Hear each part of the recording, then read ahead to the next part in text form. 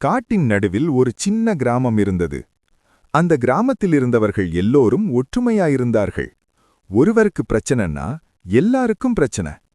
ஒரு நாள் இரவு பெரிய புயல் வரப்போகிறது என்ற செய்தி வந்தது. காற்று கர்ஜித்தது, மேகம் இடித்தது.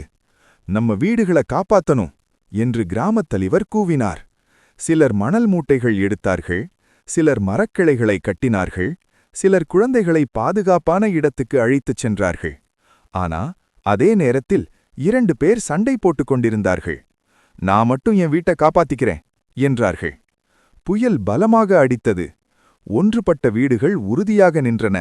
ஆனா தனியாக இருந்த அந்த 2 வீடுகள் மட்டும் இடிந்து விழுந்தது. காலை உதித்தபோது அவர்கள் உணர்ந்தார்கள். ஒன்றுபட்டால் உண்டு வாழ்வு, பிரிந்தால் உண்டு அழிவு.